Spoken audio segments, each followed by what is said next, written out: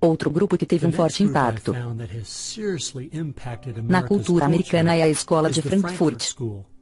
A Escola de Frankfurt foi uma espécie de posto avançado na América do socialismo europeu.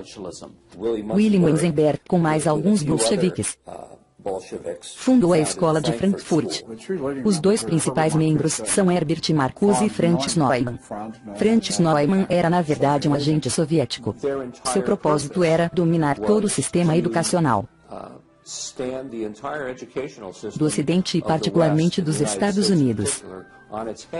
Bertrand Russell, que trabalhou com a Escola de Frankfurt, disse: usando técnicas psicológicas para ensinar as crianças, seremos capazes de produzir uma convicção inabalável de que a neve é preta. Eles estabeleceram uma escola aqui. Com a ajuda de John Dewey, ele traz estes alemães para a América em 1933 e despeja-os em Princeton, Berkeley e Brandeis, para ir atrás da educação e mídia. Os objetivos eram o ensino da homossexualidade e sexualidade para as crianças, a promoção do consumo excessivo de álcool e, o maior de todos, a destruição da religião nos Estados Unidos. Eles basicamente iniciaram a deterioração da sociedade. William Weinberg disse: nós vamos fazer o Ocidente tão corrupto a ponto de ferir. Eu amo passar o tempo com minha família.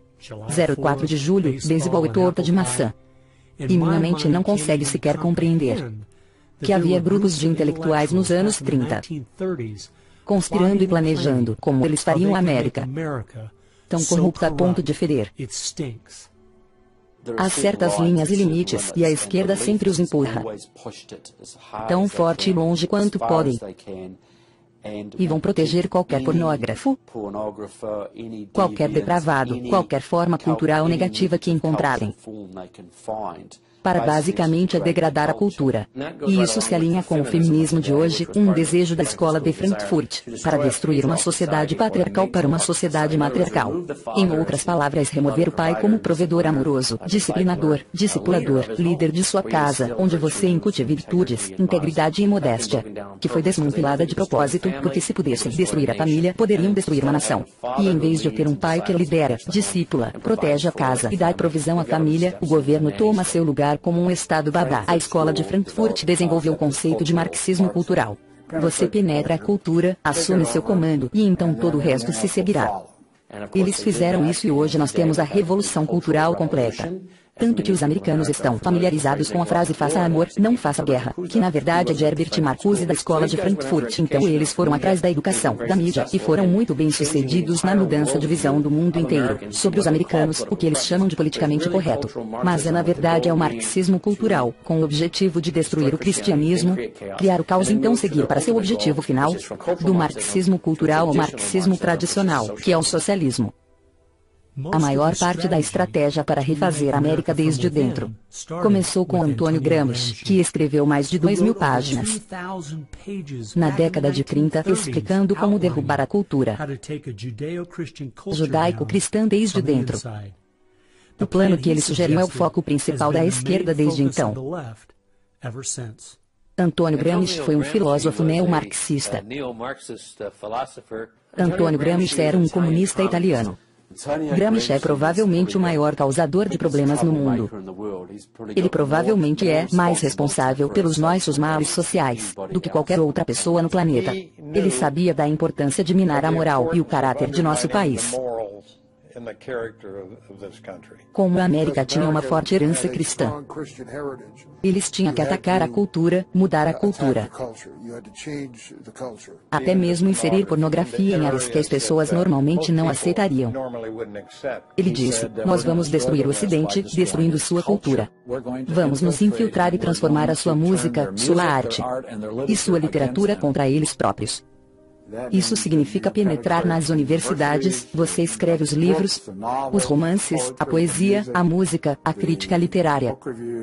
E controlando a cultura, você pode mudar o pensamento das gerações seguintes. Ele diferia de Marx, em vez de, por exemplo, destruir a igreja ou outras instituições básicas. Ele disse para infiltrá-las e usá-las para mudar a cultura. O que Gramsci dizia é que a maneira que o governo e a sociedade se perpetuam é através das igrejas, porque elas estabelecem os padrões e moldam a vida das pessoas, as regras e como as famílias deviam ser estruturadas. Ele não queria uma revolução nas ruas, que seria derrubada pela polícia no dia seguinte. Ele queria mudar a sociedade a longo prazo, para que a revolução acontecesse sem que percebêssemos. Os comunistas têm sido muito eficazes na promoção de sua ideologia em Hollywood e nos meios de comunicação de massa. E eu acho que ele estava certo, foi exatamente o que aconteceu. É o que tem funcionado e está funcionando agora. E é daí que vêm muitas pessoas. E essa é a grande história de sucesso do comunismo nos últimos 50 anos. São os professores, educadores e os jornalistas, que são a tropa de choque de Gramsci do futuro. E um dos principais discípulos de Gramsci, Saul Alinsky, tornou-se um dos mais influentes radicais da década de 60. Saul Alinsky era um radical de destaque na Chicago dos anos 30. Ele trabalhou de perto com o Partido Comunista. Ele costumava treinar com Hitler no campo de tiro com Leon Desprez, que mais tarde foi um mentor de Barack Obama. E eles treinavam tiro porque sabiam que a revolução estava próxima. Mas ela não veio então, eles tiveram que ser um pouco mais sutis. Saul Alinsky foi chamado por um organizador comunitário para criar agitação. Ele disse, você será acusado de ser um agitador, e isso é exatamente o que você é, ponto. Ele queria os pobres e os ricos brigando uns com os outros. Até que um dia eu estava assistindo a um filme antigo, sobre a Segunda Guerra Mundial e eu percebi que o que a esquerda tem feito na América é colocar pobres contra ricos, negros contra brancos, e jovens contra velhos, é a mesma tática usada por Hitler para desunificar a Alemanha. Veja, eles sabiam que não eram fortes o suficiente para conquistar um país unificado. Então eles separaram a Alemanha em pequenos grupos. Eles usaram o preconceito como arma para paralisar o país. Lembre-se disso quando ouvir esse tipo de conversa. Alguém vai ganhar algo com isso, e não vai ser você. E eles usam o conflito como justificativa por mais governo, para parar o caos. Então, eles criam o caos, e então se apresentam como solução para o caos. E como o Dr. Schaeffer disse, uma vez que este caos vem, a maioria das pessoas vai ceder ao autoritarismo, porque eles não querem o caos. Seu livro era uma espécie de manual de campo para estas organizações ativistas, onde o presidente Obama estudou e ensinou em cursos por 4 anos em Chicago como organizador de comunidades para a ACOB.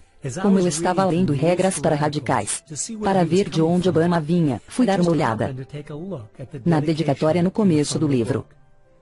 E vejam o que eu encontrei.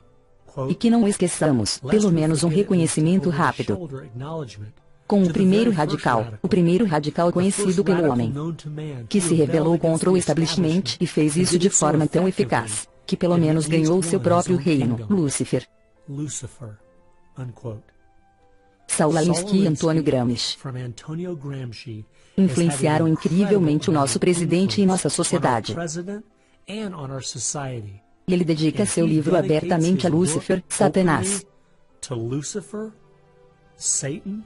Acho que isso diz mais sobre onde suas ideias e planos são baseados do que qualquer outra coisa. Você perguntou qual o impacto de Saul Alinsky sobre um movimento de esquerda hoje. Ele, basicamente, o define. Saul Alinsky pegou as melhores ideias de Gramsci e da socialista Fabiana, as combinou, reembalou e vendeu-as aos radicais dos anos 60. Depois de estudar Alinsky, Richard Cloud e sua esposa Frances Fox Piven criaram o que é conhecido hoje como a estratégia Cloward-Piven. A ideia era basicamente que para destruir a sociedade, ou destruir o capitalismo, eles precisavam sobrecarregar o sistema. A ideia era fazer com que todo mundo dependesse do Estado. Fazer com que toda pessoa, de alguma maneira, mamasse as tetas do governo. Isso foi chamado de estratégia de crise. e tornou-se muito conhecido por ativistas e radicais nos anos 60. Eles publicaram um artigo em maio de 1966 da revista Nation, chamado O Peso dos Pobres, em que delinearam sua estratégia. Rapke leu esse artigo e criou o que hoje conhecemos como Acorn. E, claro, Claude Piven estava estudando Saul Alinsky.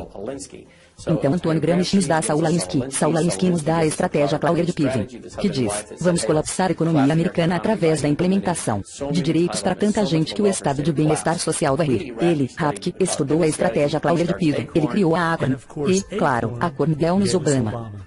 E para mostrar como o mundo é pequeno, Wade Rapke, que criou a Acorn, foi o organizador do projeto de resistência da SDS, grupo criado pelos Fabianos. Eles usaram essa estratégia para expandir a lista de eleitores, para expandir a lista de assistidos pelo Estado, e usarão sempre que puderem, basicamente, só para sobrecarregar o sistema, para aumentar a carga fiscal sobre a classe média e levar o capitalismo um passo mais próximo da destruição. Eu acho que nós não devemos nos surpreender que ainda tenhamos fronteiras abertas, que tanta gente seja dependente do governo, e que a esquerda continue promovendo esses programas. Quanto tudo que eles têm feito é isolar as famílias negras americanas e criado ciclos contínuos de pobreza.